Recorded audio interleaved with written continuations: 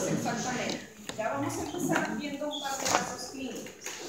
Miren, tenemos estos dos pacientes, un paciente varón, adulto mayor, como pueden ver en la imagen de lado derecho, que ingresó a la emergencia por 4 días de vómitos o gases con una hemoglobina 4. Y al otro lado tenemos una paciente mujer joven de 29 años, con un hallazgo incidental de una tumoración gástrica por una urotomografía. ¿No? La urotomografía se la había hecho porque estaba en estudios con una herradura. Cuando a ambos pacientes los vi en una guardia, al acercarme y conversar con ellos, ambos habían referido que el diagnóstico había sido prácticamente incidental. No referían mayor síntomas, por lo menos que a ellos les hubiese llamado la atención en ese momento. Sin embargo, a nosotros nos causó mucha curiosidad y empezamos a indagar y ampliar un poco más la análisis. ¿Qué preguntas creen ustedes que hubiesen sido prudentes al haber hecho? Y bueno, de paso se les decimos, ¿no? A estos pacientes. Si tienen baja de peso, ¿qué más? ¿Se han perdido el apetito? Si hay pérdida de apetito, hiporexia, o podemos perfeccionar esa pregunta. Si tiene dispepsia. Si ha tenido síntomas de dispepsia, caracterizado por... ¿El paciente sabrá lo que es dispepsia? Claro, el paciente no va a saber qué es dispepsia, ¿no? Entonces, ¿cómo se debe preguntar? Sensación de ardor, desconfort, en epigastrio. ¿Qué más? vómitos, Sensación de quemazón. náuseas, Dolor de en epigastrio. Muy bien. ¿Algo más? náuseas puede ser. Náuseas podría ser llenura precoz, me parece que alguien por ahí está diciendo llenura precoz, más que hiporexia, ¿no? Hiporexia es la falta de apetito. ¿Algo más? ¿Algún otro síntoma más? Sí, he visto sus heces de configuración de las heces. Ya, seguido historia de Melén.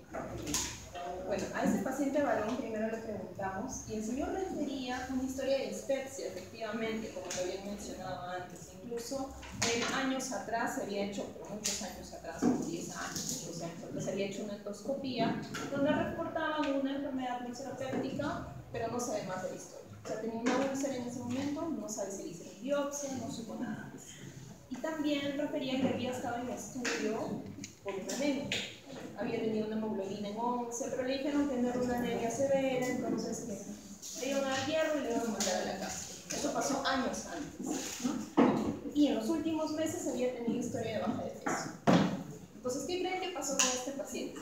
¿Presentaba o no presentaba algunos indicios de un cáncer gástrico? Diferenciación de baja de peso. Hubo baja de peso, lo cual fue evidente en los últimos meses, ¿no? Esta historia de dispepsia no muy bien estudiada, con una úlcera que no tuvo biopsia en un paciente adulto mayor, realmente fue algo que debimos nosotros haberle prestado más atención en algún momento. Es una historia de anemia. ¿Por qué un varón adulto haría anemia? Sangrado, entonces teníamos los síntomas ahí, pero no le hicimos caso. Ya luego vamos a ver qué pasó con el paciente. Y en el caso de la paciente mujer, ella refería una historia un poquito más larga todavía de astenia. También tuvo un diagnóstico de anemia, pero de anemia leve. Dispepsia, también ella sí nunca se hizo una endoscopía hasta el momento del diagnóstico. Tuvo llenura precoz y baja de peso también en los últimos meses, pero a diferencia de nuestro primer paciente, ella sí tenía el antecedente de que su padre había fallecido por cáncer gástrico. Y esta paciente, como les digo, tenía 29 años. Tiene, porque lo he visto hace momentos, tiene 29 años. Entonces, ¿alguien se animaría a decir qué es lo que está pasando? ¿Por qué esta forma de manifestación un poco heterogénea entre estos pacientes? Si bien es cierto, los síntomas han sido similares, pero ¿por qué en un adulto mayor varón, en una paciente tan joven mujer? De repente en sus prácticas han visto también pacientes jóvenes con cáncer gástrico. ¿Han visto por ahí, alguien ha tenido la oportunidad de ver? ¿O han visto adultos mayores con cáncer gástrico? Sí, es lo más frecuente, ¿no? Más frecuente, pero no por eso imposible de que ocurra el otro escenario que les acabo de mencionar. Entonces vamos a ver cáncer gástrico porque es una patología bastante frecuente, ¿ya? Ese es el último reporte del año 2020. En cuanto al número de casos, vemos que ocupa el 5º lugar dentro del grupo de cánceres o diagnósticos de cáncer y el 4º lugar por causas de fallecimiento de cáncer. Sobre todo va a predominar en Asia, en Europa Oriental y en América Latina. O sea, en algo podemos decir que ganamos, pero como siempre, no en algo bueno, sino en cáncer gástrico. Como en Perú, está bastante sombreado, con una tasa de incidencia bastante alta, similar a la que puede haber en Asia, en Japón. Y la distribución es similar, tanto para mujeres como para varones, a pesar de que se reporta una mayor incidencia en varones. En cuanto a epidemiología, mencionamos, es más frecuente en varones, pero eso no quiere decir que no vamos a ver cáncer gástrico en mujeres. Lo más frecuente es que lo veamos en pacientes adultos mayores, edad promedio de 68 años, pero aquí empiezan los problemas. ¿Cuál es el problema? La detección. La detección, como en los casos clínicos que les acabo de presentar, lamentablemente es muy tardía, ¿no? Ya el diagnóstico se hace cuando la enfermedad por lo general está avanzada. Y eso, que si nosotros hubiésemos prestado un poco más de atención a los síntomas iniciales que tenían nuestros pacientes de anemia, de dispepsia, probablemente en ese momento la enfermedad ya estaba avanzada. Pero ambos casos ya eran pacientes con cáncer gástrico estadio clínico 4, o sea, con metástasis a distancia a otros órganos. Entonces, ese es el problema que tenemos con el cáncer gástrico. Por eso que en muchos países donde hay una alta tasa de incidencia se realizan tamizajes. Y la tasa de sobrevida va a estar relacionada al estadio de la enfermedad al momento del diagnóstico, ¿no? Esto como la mayor cantidad de enfermedades. Factores de riesgo importantes, el que conocemos, ¿no?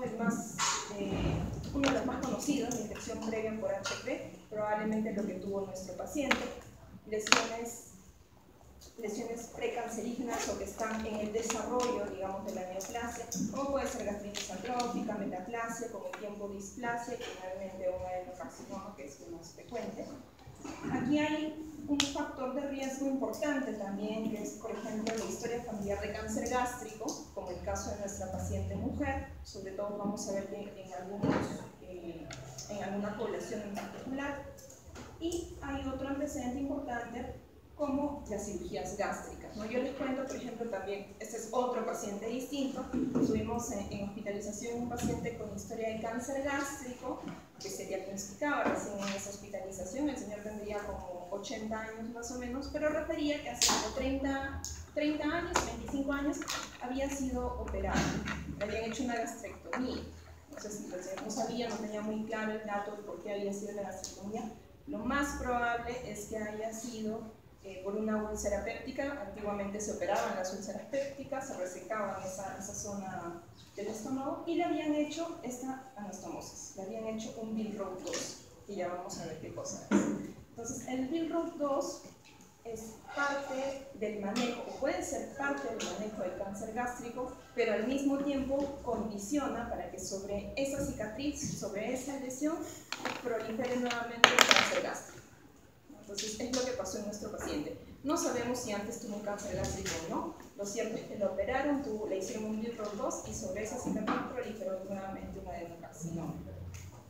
Algunos otros factores de riesgo, pero de menor importancia, como ya sabemos, la obesidad para muchos cánceres, la ingesta de sal, anemia perniciosa porque desarrolla una gastritis atrófica, entre otros.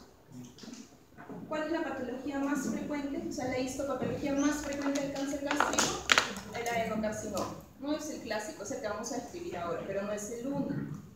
No es el único, también vamos a ver linfomas, sobre todo en quienes, en pacientes jóvenes, varones, tumores carcinoides que tienen una presentación muy particular. A nivel del estómago es un poquito menos frecuente, por ahí es un poco más frecuente a nivel del apéndice, y sarcomas, ¿no? Entre otros. Estos son solamente algunos de ellos. Y el adenocarcinoma a su vez se va a dividir en subtipos, ¿no? Uno muy clásico, digamos, y que vamos a mencionar más adelante, es el adenocarcinoma, el carcinoma de células en anillo de sello. Y vamos a ver que ese tiene una fisiopatología muy particular. Esta imagen que vemos aquí abajo es el del adenocarcinoma de células de anillo de sello, se llama así porque ven esta imagen redondeada. Esto es como si fuera el aro, ¿no? El del anillo, y la parte más sombreada, que es el núcleo de la célula, es como si fuera el sello, ¿no? La célula en anillo de sello. Esos anillos que utilizaban antiguamente para poner los sellos en las cartas, ¿no? Por eso reciben ese nombre. Y este es un adenocarcinoma de tipo tubular, ¿no? ¿Okay? Que forma estas imágenes como glándulas, ¿no? glándulas, aquí bien diferenciado, aquí totalmente indiferenciado, no veo nada de glándulas. Bueno, entonces les preguntaba hace un momento, todos habrán revisado su teoría o habrán leído por ahí en sus libros, ¿por qué hacíamos esa diferenciación entre nuestro paciente varón y nuestro paciente mujer? ¿Alguien ha revisado la teoría? ¿Ha revisado la clase? Tipo intestinal difuso.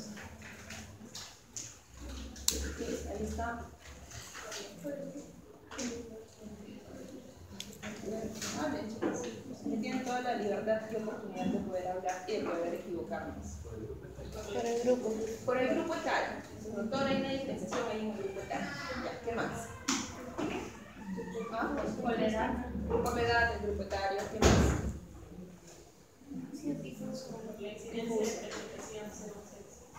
El sexo. Entonces por ahí su compañera me dice, doctora, son distintos tipos de cáncer. Alguien hizo una clasificación. Sí, Loren hizo una clasificación.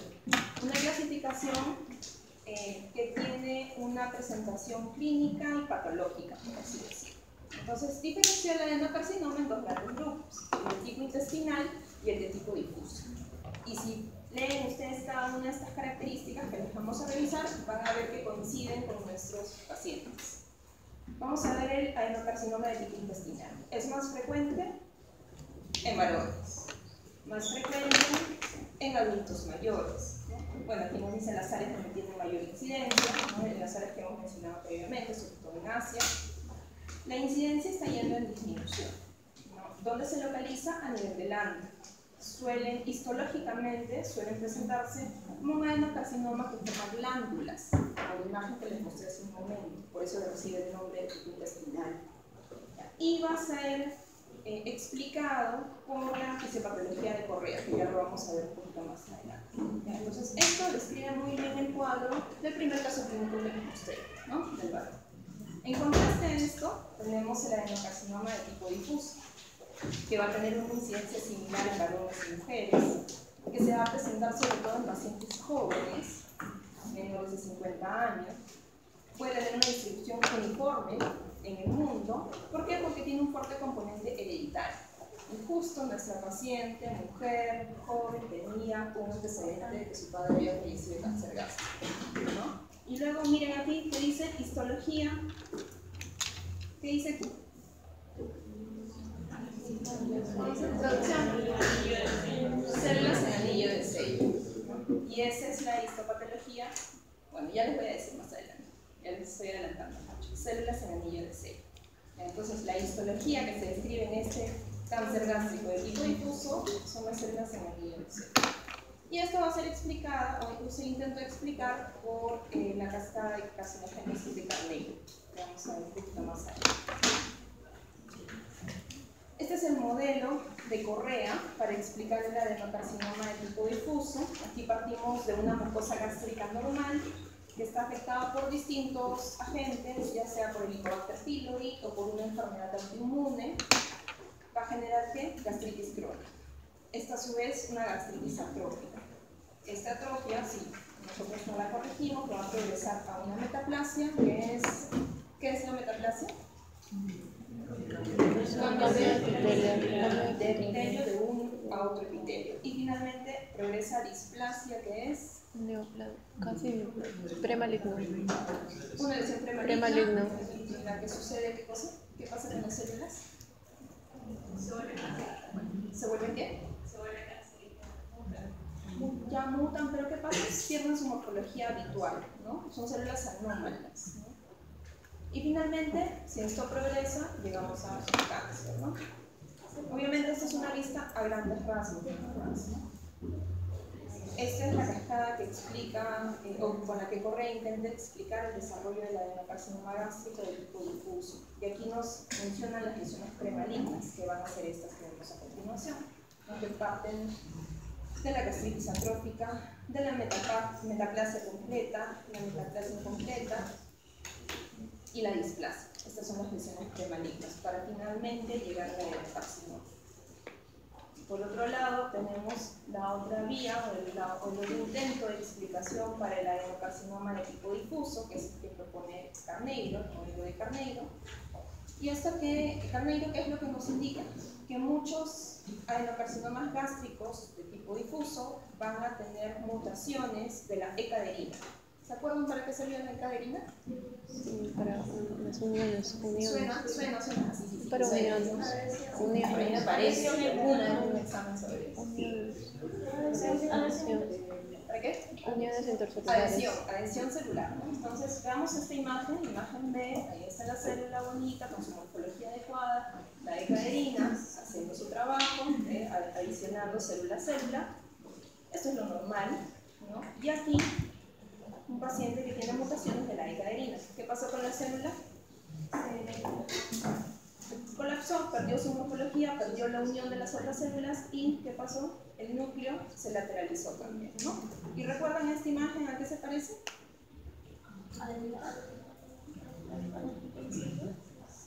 ¿A qué se parece? Células en sello. Es una célula en anillo de sello. Es una célula en anillo de sello.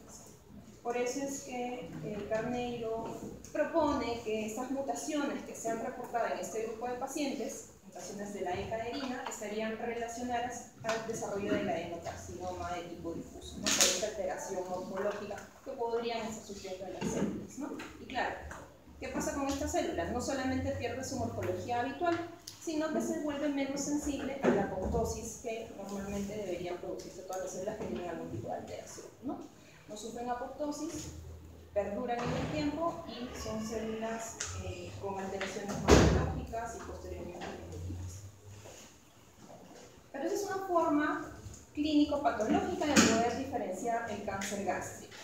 Hay otras formas, otro tipo de clasificaciones también para cáncer gástrico.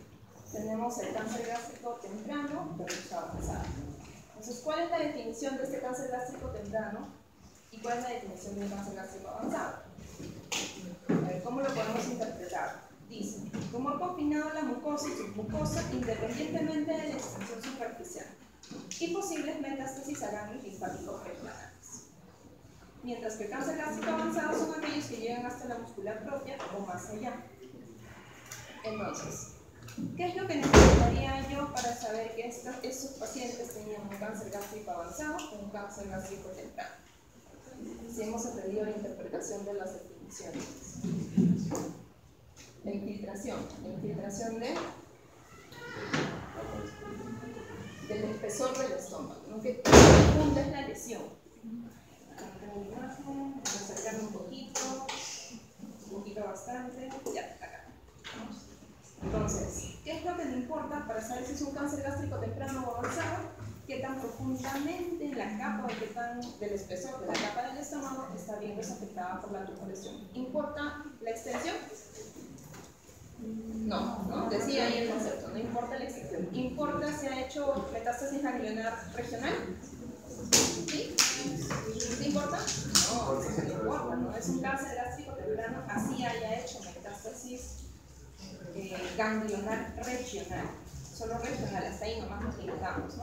Tumor confinado a la mucosa y submucosa, no pasa en la muscular, independientemente de la extensión de la superficie, si mide 1 centímetro, 3 centímetros, 4 centímetros, y posibles metástasis a ganglios linfáticos regionales, ¿no? Puede que ese adenocarcinoma temprano o cáncer gástrico temprano tenga infiltración a un ganglio linfático regional, y aún así sea un cáncer gástrico temprano. Pero si decimos que esta neoplasia ya infiltró la muscular, ya estaríamos hablando de un cáncer gástrico avanzado, ¿no? Para esta clasificación en particular. Entonces, esto se basa, el cáncer gástrico temprano se puede a su vez clasificar, ¿no? Según esta clasificación japonesa, en 3 grandes grupos: una lesión protruida, una lesión superficial y una lesión excavada. A ver, ¿qué les parecen estas imágenes? Esta primera que corresponderá.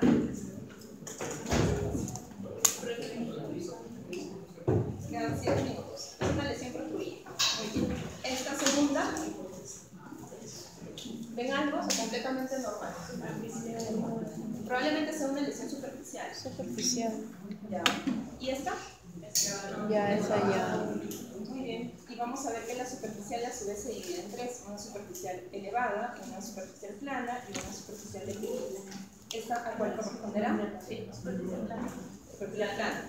Plana. ¿Qué más? ¿Qué dice? Plano. Plano. No, Elevado. es elevado. Entonces, a veces pasa lo que ocurre en este momento. Es un poco difícil poder diferenciar si es una elevada, una plana, una deprimida. Y en esos casos se utilizan algunas tinciones que se inyectan directamente a la mucosa gástrica para poder ver si es que es una lesión elevada o deprimida. Esta, por ejemplo, aquí, ¿cómo se ve? Como si fuera una plana, probablemente, ¿no? Una superficie plana. Y cuando ya instila el azul de metileno, ¿qué parece?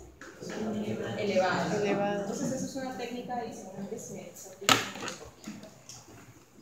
Bueno, teníamos esos tipos. ¿Y por qué es importante hacer el diagnóstico de este cáncer gástrico temprano? Porque si lo tratamos adecuadamente, ¿cuál es la sobrevida? ¿Dónde está? Acá está. Sobrevida general a los 5 años, habiendo recibido tratamiento. 80-100%. O sea, pueden sobrevivir todos los pacientes. ¿Y qué pasa si yo no lo trato? Tasa de progresión a un cáncer gástrico avanzado, si es que yo no lo trato dentro de los 5 años, ¿cuánto es? El 50%. O sea, de 10 pacientes, si yo no los trato con un cáncer gástrico temprano, 6 van a progresar a ser un cáncer gástrico avanzado. Probablemente sea lo que ocurrió con el primer paciente. Recuerden que tenía una lesión que nunca le hicieron biopsia, no sabemos qué pasó, de repente era un cáncer gástrico temprano. Y este paciente no hubiese llegado a ser un cáncer gástrico avanzado, ¿no? Entonces, ahí radica la importancia de conocer y poder hacer el diagnóstico de ese cáncer gástrico temprano. Esta es la clasificación de París, es bastante similar, pero esto es para cualquier tipo de lesión en el tubo gastrointestinal. Ahora vamos a ver rápidamente la clasificación de Borman, que es para cáncer gástrico avanzado. Aquí la dividimos en 4, como ustedes ya deben saber. La lesión, una lesión de tipo elevada, que es Borman 1, que es una lesión exofílica, como vemos aquí. Una lesión Borman 2, que es una lesión ya ulcerada, pero con bordes elevados, bien definidos. Un Borman 3, que es una lesión ulcerada, pero con bordes infiltrantes. Y una lesión Borman 4 o un Borman tipo 4, que es una lesión infiltrativa. Yo aquí ya no veo úlceras, pero veo la mucosa irregular. Entonces, ¿cuál es el cuadro clínico? Ya lo hemos hablado y conversado al principio, ¿no? La mayoría de estos pacientes lamentablemente va a ser asintomático. Por eso que muchas veces hay que hacer el descarte utilizando pruebas electroendoscópicas. El 20% de estos pueden tener síntomas, sobre todo en cáncer gástrico precoz, similares a los de una enfermedad ulcerosa, o sea, básicamente dispepsia o dolor de vientre en epigasia. En el caso de cáncer gástrico avanzado, ya vamos a ver lo más frecuente va a ser dolor abdominal. Entonces, si tienen pacientes que persistentemente recurren por dolor abdominal y ya han sido tratados por dispepsia, sospechen que puedan tener un cáncer gástrico y hay que hacerles endoscopia. Baja de peso también es importante dentro de las pruebas de laboratorio, pero también lo podemos ver como sintomatología. Vamos a encontrar anemia, síntomas inespecíficos de anemia, astenia, cansancio. Y en el examen físico, sí, distintos hallazgos dependiendo del estadio en el cual se encuentra el paciente, ¿no? Podemos evidenciar en algunos casos una masa palpable en epigastrio, pero no es lo más frecuente, hepatomegalia si es que hay metástasis en este órgano, ascitis cuando la enfermedad ya es muy avanzada, un ganglio supraclavicular izquierdo que se llama ganglio de Virchow, ¿no? Ganglio de Virchow, ganglio de Illich, que es una adenopatía axilar izquierda, pero sobre todo esto cuando ya la enfermedad está muy avanzada, ¿no? O el nódulo de la hermana María José, ¿no? Que también es bastante característico, pero poco frecuente. Dentro de nuestro plan de trabajo debería incluirse un hemograma, claramente, pruebas de función renal, pruebas de función hepática y la endoscopía, ¿no? Que va a ser la prueba diagnóstica de este cáncer gástrico. ¿Pueden utilizarse radiografías? Sí, podrían utilizarse, pero ya con el tiempo han ido perdiendo un poco la utilidad, porque preferimos utilizar la endoscopia, ¿no? Porque con la endoscopia voy a poder obtener una biopsia y el diagnóstico certero de la patología en el paciente. Las tomografías a veces también pueden ayudarnos, son métodos muy invasivos y en los cuales podemos ver las lesiones, ¿no? Aquí que vemos, esta es la pared normal del estómago. De este grosor debería ser, ¿no? Acá hay contenido de alimento, aquí hay aire, y acá que vemos un engrosamiento de la pared, ¿no? La pared está engrosada, probablemente existe la acumulación, y además la tomografía nos sirve para ¿qué? Para poder hacer el estadiaje de la enfermedad, ¿no? La endoscopía es el mejor método, el más seguro, el más preciso y el mejor tolerado por el paciente para poder hacer el diagnóstico. Me permite tener una biopsia con la cual llego al diagnóstico anatomopatológico. Y una vez que hemos hecho el diagnóstico por anatomía patológica, el segundo paso es realizar el estadiaje, ¿no? Para el estadiaje, como les acabo de mencionar, necesitamos una tomografía. Entonces, un punto de corte importante para realizar el estadiaje es el T1. Recuerdan, porque ustedes lo llevaron a oncología, el estadiaje de los cánceres, de distintos tipos de cáncer, se basa ¿en qué? En este sistema TNE, ¿no? T para ver la extensión del tumor en profundidad, como mencionaban nuestros compañeros, N para ver ¿qué? Para ver ganglios, y M para ver metástasis a distancia, ¿no? ¿Por qué es importante el T1 en esta patología en particular? Porque eso me va a marcar el tipo de tratamiento que le voy a ofrecer al paciente. Entonces, T1 es infiltración del cáncer o del adenocarcinoma hasta la lámina propia o muscular mucosa o submucosa, solamente hasta ahí. Si sobrepasa esto, ya estoy en un T2, significa que ya está invadiendo la muscular propia. Entonces, esto es similar a lo que les acabo de explicar, ¿no? Si pasa la muscular propia, ya es un T2, solo T1 hasta la submucosa.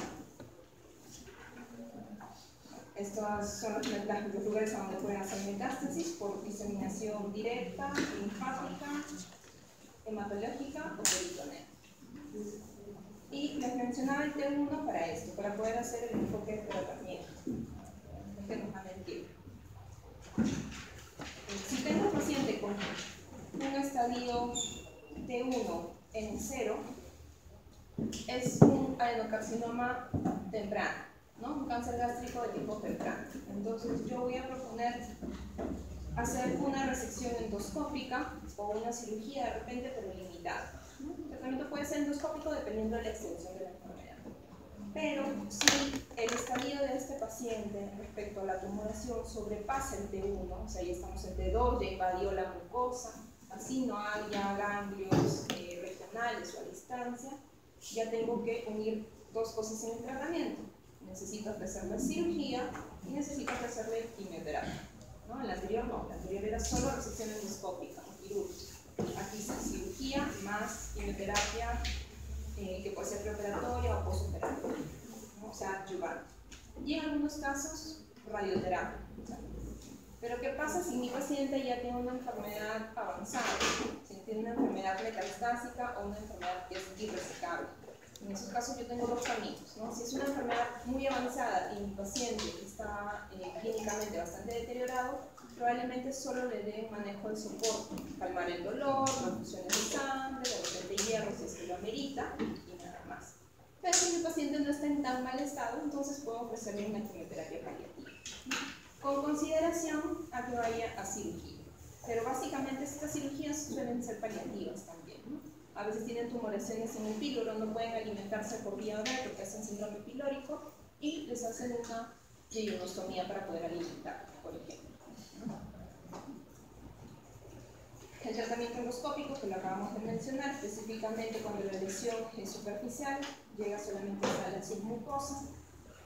Y el tratamiento quirúrgico cuando la lesión ya invadió más allá de la submucosa, cuando ya llegó a la muscular, ¿no? Podemos plantear gastrectomía total, o subtotal, perdón, si es que la lesión está a nivel distal, como en este caso, ¿no? Y resecamos la parte proximal del estómago, esta se queda y se une al duodeno o al yeyuno. Y esto es una gastro-yeyunoanastomosis, ese es el libro 2. Como mencionamos hace un momento, esta es una de las terapias alternativas para nuestros pacientes con cáncer gástrico, pero a su vez es un factor de riesgo para el desarrollo de cáncer gástrico, ¿no? O sea, estos pacientes hay que monitorizarlos porque pueden desarrollar cáncer gástrico en la cicatriz.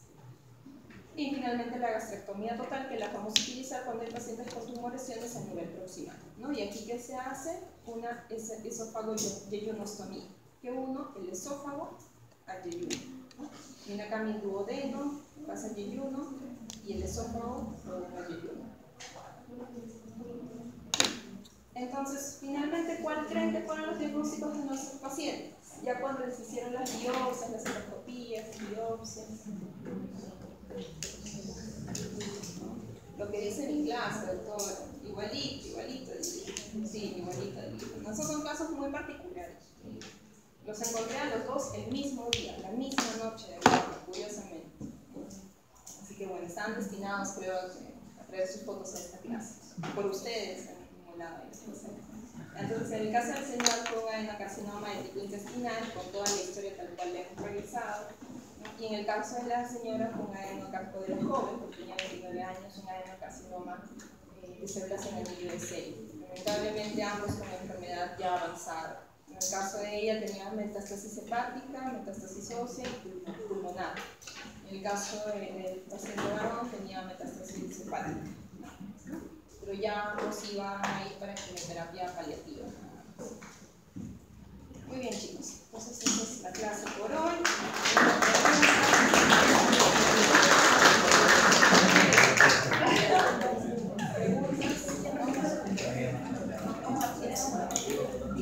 Nos vemos en el siguiente docente.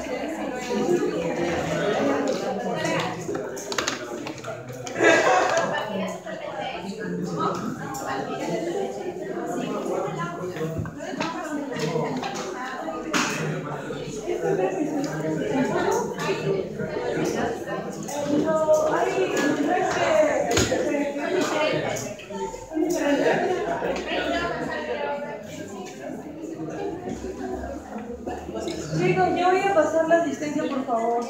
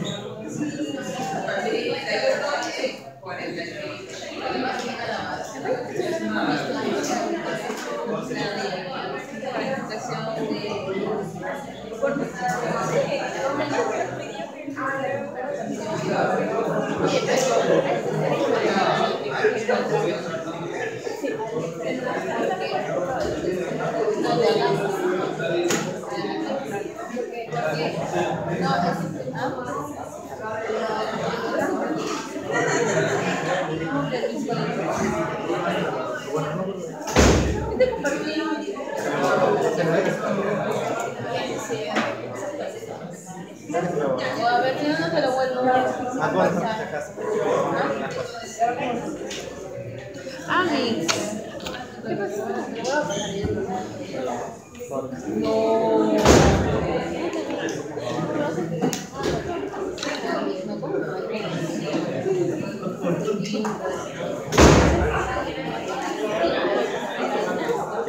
Le voy a pedir a tu Amix.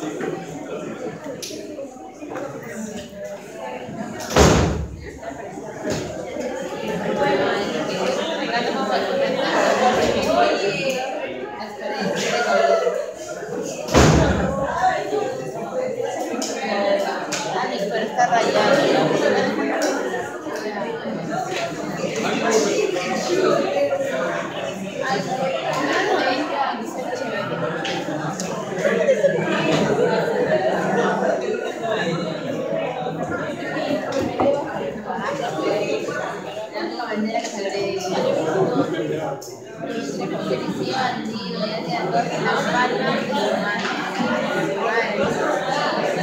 Yo te conocí así.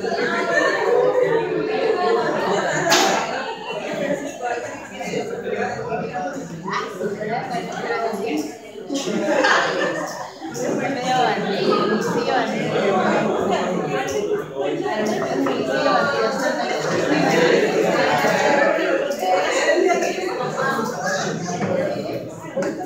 Gracias.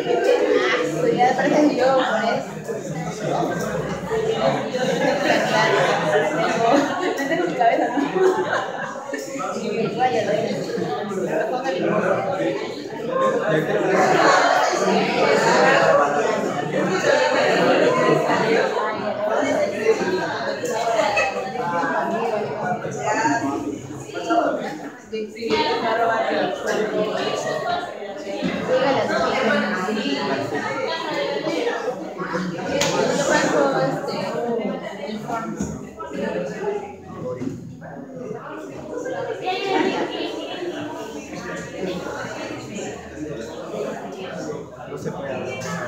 Se puede abrir.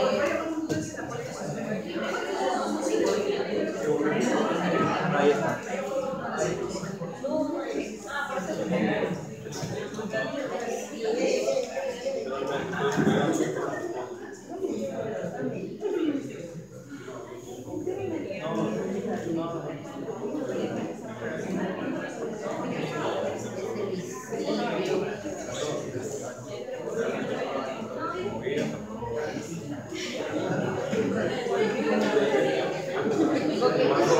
Si te lo pasean. Siento que se borró o algo. ¿Cómo se va a borrar eso? Ya, gracias. A conciencia. Me da miedo, ¿eh? A mí más miedo que ver más miedo que nunca. Ah, sí. Te me lo juro que me venía como loca de fuego hasta la porque se supone que el periodo era a las 9, pero como nos levantamos tarde, todos en casa, ya estábamos tarde. Ay, como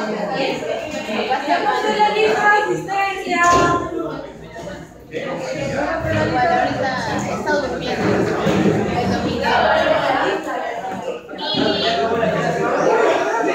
Créeme que ganas no faltan, pero yo sin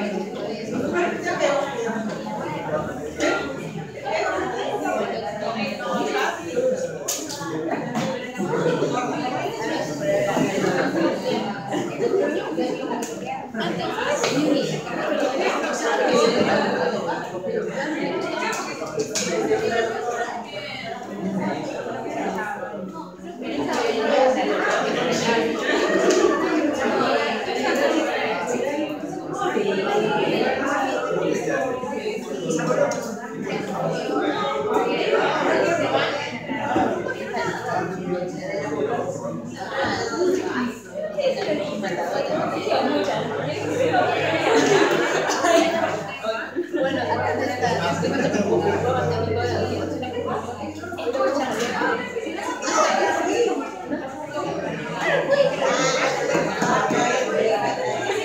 tengan como otro proceso. También que no me de tu doctora. Buenas tardes.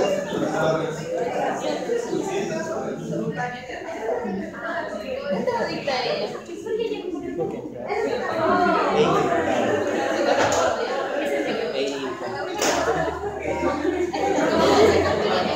Ajá. Yo creo que la comida nos ayuda. Me he dormido. Está de vacaciones.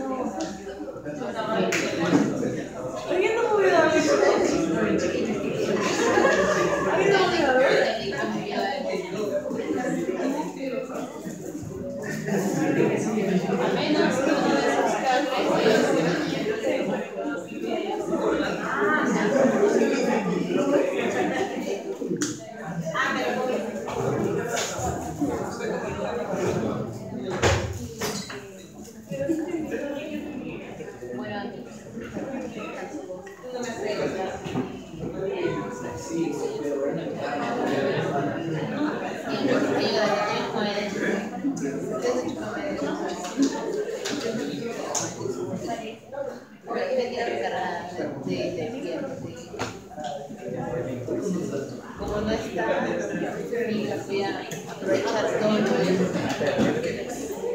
todo lo que es ahí hacia y lo virtual. Ah, pero yo tengo que mirar lo que. No, pero acá el monitor tampoco hay. ¿Y el monitor se puede? No, el monitor por ejemplo es acá. Y ahora sí hay imagen acá. ¿Y hay imagen ahí? Sí, hay imagen. Quiero ver acá.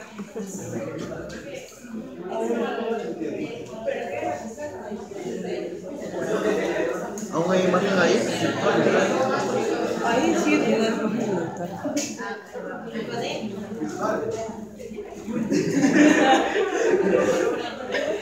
Uy, color.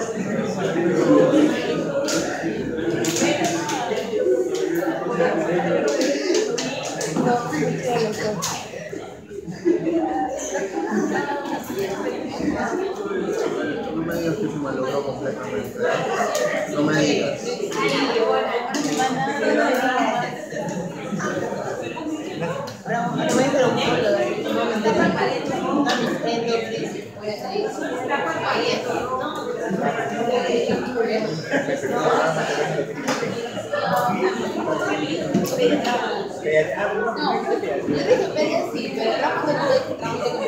Es bonito, pero no me mata. Está prendido, pero no. Ah, yo también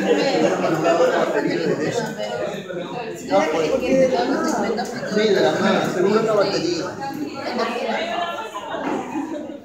Sí, batería, ¿qué te crees? El perrito de balsam.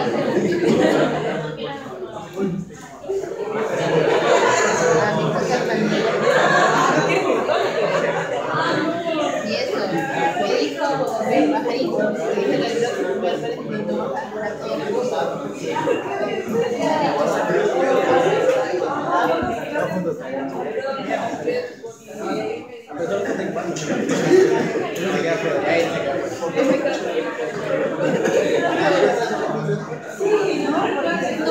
No muerde. Bueno, uno muerde, pero le damos otra cosa.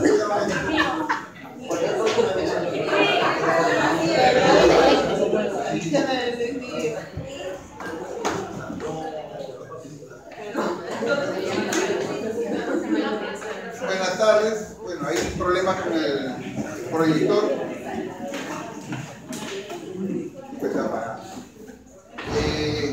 Hoy día vamos a hablar de trastornos funcionales del aparato digestivo.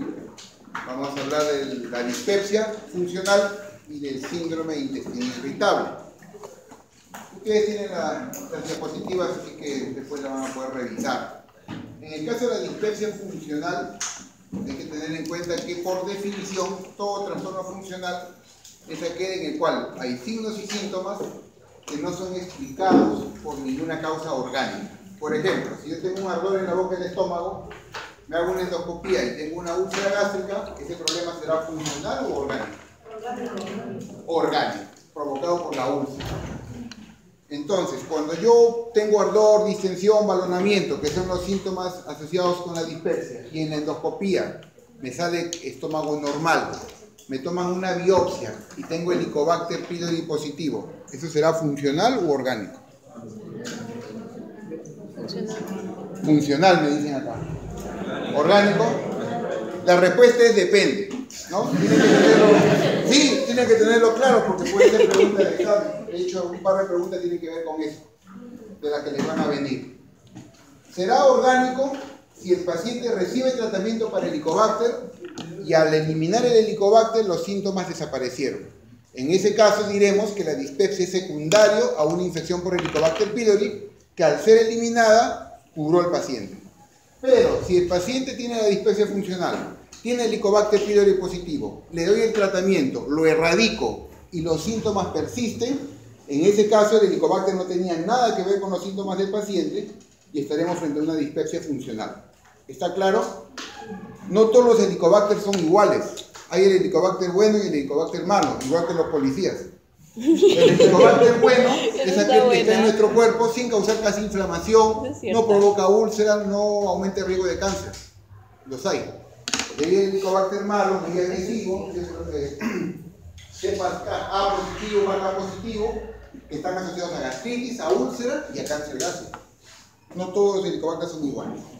Muy bien, entonces, los síntomas de dispepsia son los típicos, como les decía, ardor, eructos, vinagreras, acidez, balonamiento. Son los síntomas de una dispepsia. Puede ser orgánica, si hay una causa que la justifique, o funcional cuando no hay ninguna causa aparente que la justifique. Yendo a lo que es la dispepsia funcional, nosotros tenemos que saber que hay dos tipos de dispepsia funcional.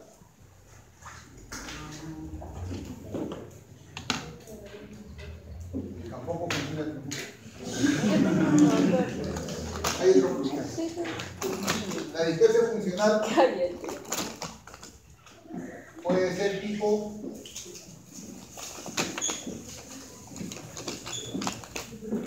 dolor, Aquí hay verde, doctor. tipo de dismovilidad.